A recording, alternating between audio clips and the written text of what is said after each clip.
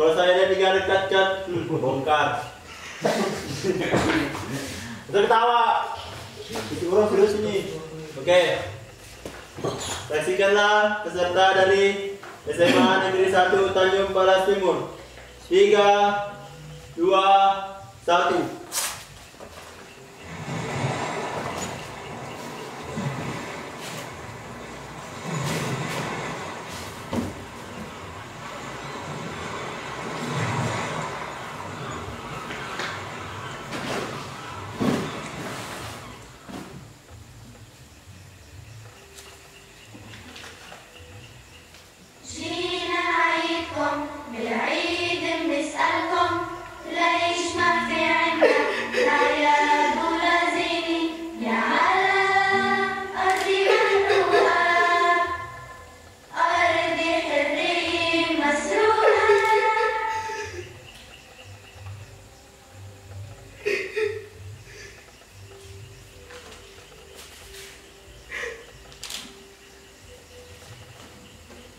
Perang, sebuah kata yang terasa mengasihkan,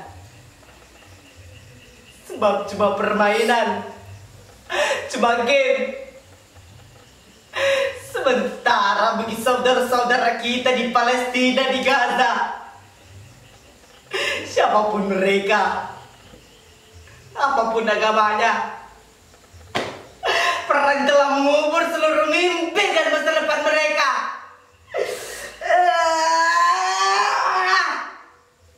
Sejak perang berkecamuk, belasan ribu anak telah terkubur. Orang-orang dewasa telah mengubah dunia ini menjadi tempat menakutkan dan penuh ancaman.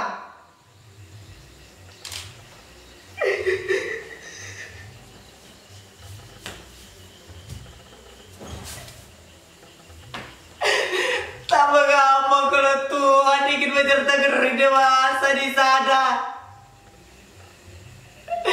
asalkan hati mereka dilimpahi dengan cinta, bukan angkara, amarah, dan kebencian terhadap sesama, supaya anak-anak tak tersakiti lagi, supaya ada yang menjaga mereka ketika di malam-malam yang gelap, supaya ada yang mendekat mereka ketika kedinginan, supaya ada yang menceritakan kisah-kisah dan dongeng-dongeng yang indah,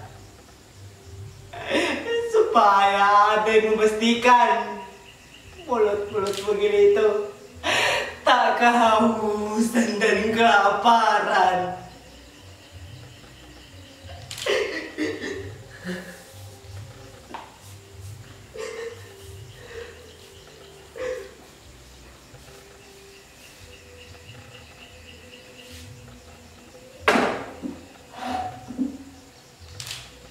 Aku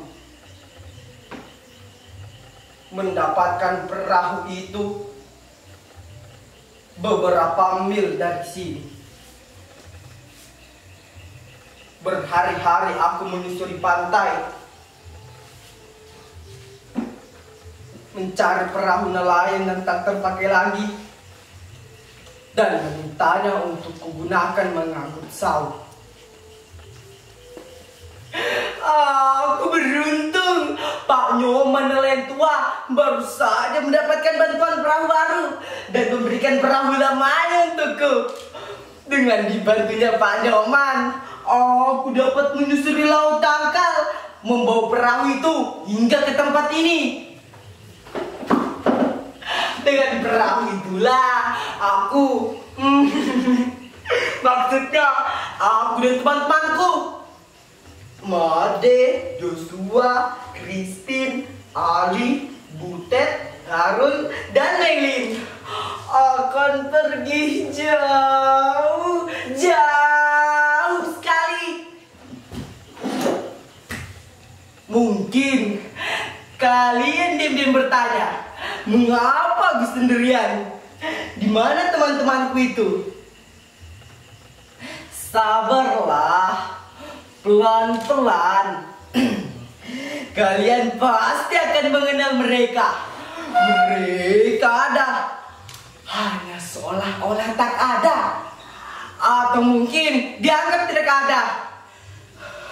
Aku malah prihatin karena tak berhasil menemukan kalian. Aku sudah cari kalian di rumah-rumah kalian yang baru, di kampung Maya itu, mengunjungi alamat kalian satu-satu, meninggalkan pesan, tapi tak satu pun dari kalian yang menjawab pesanku itu.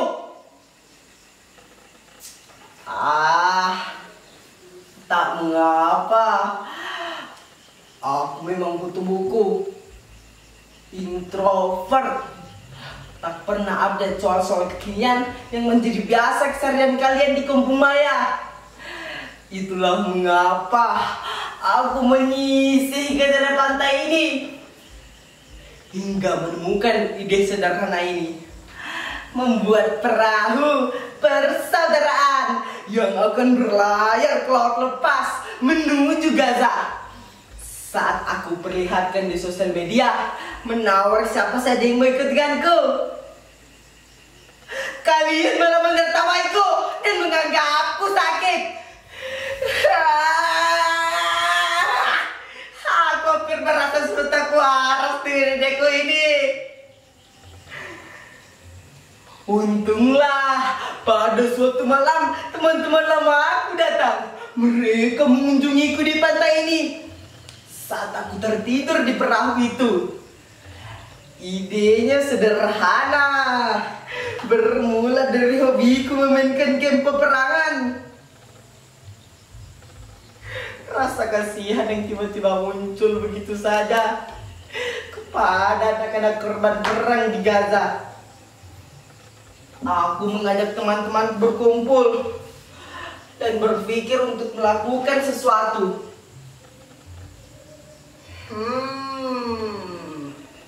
Bagaimana kalau kita mengumpulkan dana atau barang atau apa saja selama 1 bulan, lalu dibawa berlayar, kan?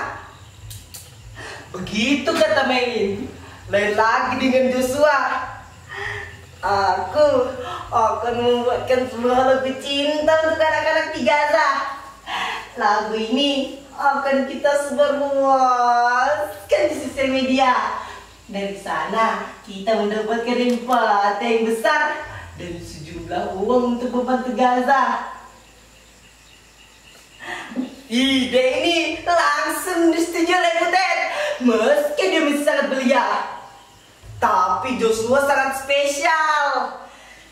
Nah, lain lagi Ali dan Harun. Keduanya mengajak kami untuk makan secukupnya dan tidak berfoya-foya. Sebagai rasa hormat dan maaf kami pada anak-anak yang kelaparan di Gaza. Sedangkan Christine menyarankan kami untuk menulis surat mengadu pada Tuhan dan mengirimkannya ke Yerusalem. Aku dan Made akan mencari sebuah perahu yang akan melayarkan semua harapan itu.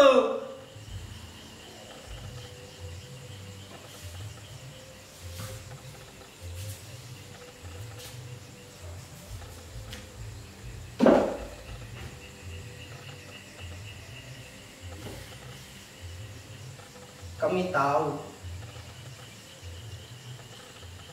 apapun yang kami lakukan ini hanyalah setetes air di tengah penderitaan saudara-saudara kita di sana. Tapi kami ingin sekali ada untuk mereka. Sangat-sangat ingin menjadi bagian kebaikan yang dikirimkan Tuhan untuk mereka. Tapi apa yang bisa kami lakukan kepada anak-anak yang telah mati di Gaza atau kini sedang bertahan hidup dengan remah-remah roti di mangkuk-mangkuk keratan mereka, berebut bubur dingin di panci-panci yang remuk oleh sepatu serdadu.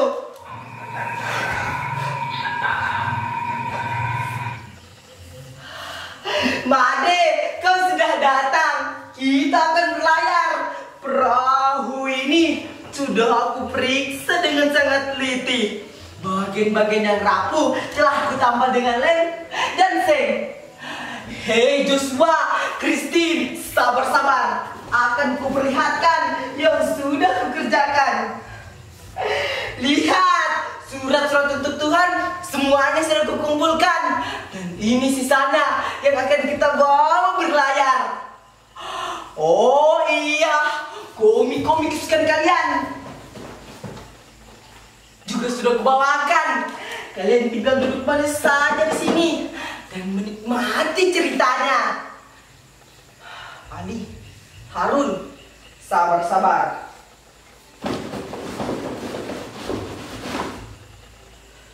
Waduh, maafkan aku sahabatku.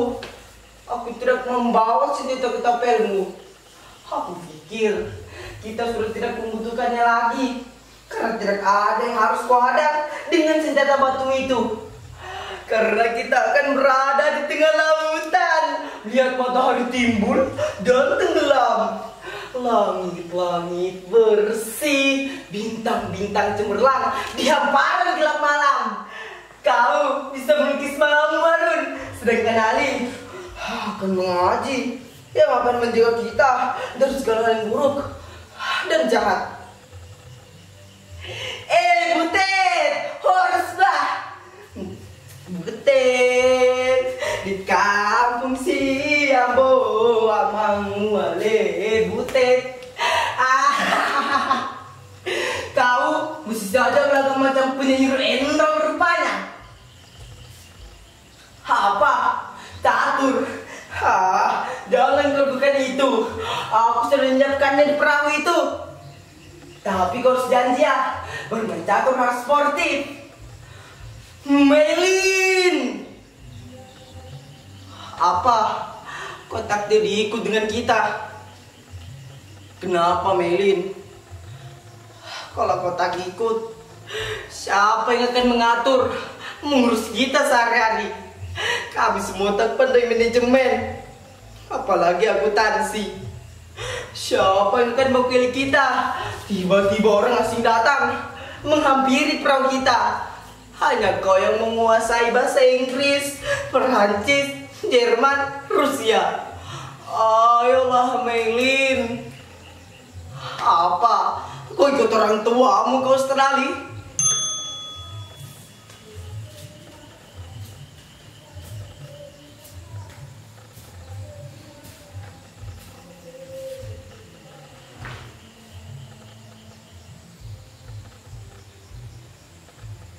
Melin adalah sahabatku yang tiba-tiba menghilang di saat terjadi sebuah kerusuhan. Mati karena terkena leukemia. Dia tak tertolong karena dia seorang nelayan. Pak Nyoman yang memberikan perahu ini untukku. Butet juga sudah tidak ada. Dia menjadi korban perkelahian antara dua kelompok pemuda di kota kami, Ali dan Harun. Keduanya aku kenal di sebuah olimpiade matematika tingkat sekolah dasar. 1 tahun setelah mereka pulang ke negerinya, aku melihat keduanya tertangkap sebuah kamera di sebuah berita di televisi. Keduanya tertembak di dada saat menghalang serdadu dengan senjata ketapelnya. Joshua, Christine, mereka terkubur rentan gedung saat terjadi ledakan bom.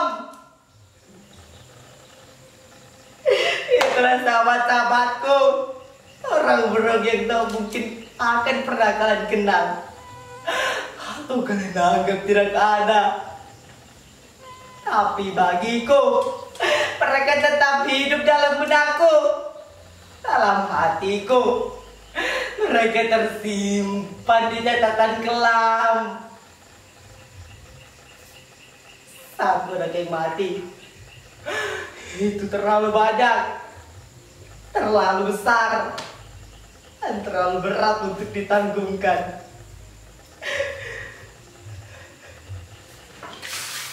Setiap hari aku tulis surat rinduku untuk mereka, sekedar menanyakan kabar atau mereka ingin makan apa. Mungkin kalian sudah menganggap aku tak waras, tapi apa yang bisa aku berikan untuk mereka, untuk anak-anak di Gaza, untuk melepas rinduku? Ayah, aku aja seorang nelayan. Apa yang bisa aku berikan untuk mereka?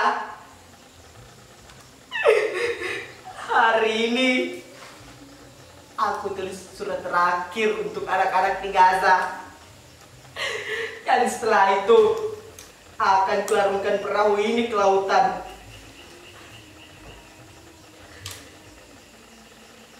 Tuhan, tolong kirimkan kedua tanganku ini ke Gaza, agar aku bisa memeluk saudara-saudaraku di sana. Tolong kirimkan kedua kakiku ini ke Gaza, agar aku bisa menumpang saudara-saudaraku di tembak di kota-kota hancur kebakaran. Tolong kirimkan sebatang-batangku ini ke Gaza, agar aku bisa menghentikan anak-anak yang menangis karena ketakutan dan kehilangan. Tolong kirimkan dadaku ini ke Gaza, agar aku bisa menyetameng bagi anak-anak yang dibermortet dan peluru. Tuhan, tolong kirimkan tubuhku ini ke Gaza, supaya menjadi sebuah roti yang tak akan pernah habis, agar tak ada lagi bulut-bulut bongil yang kelaparan. Adik, bumimu ini dipenuhi dengan angkara.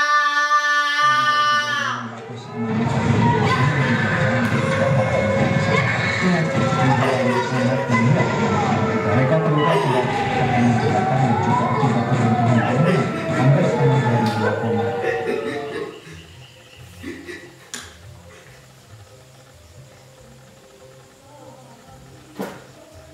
Apa? Kalian menanyakan aku siapa? Namaku Nusantara. Anu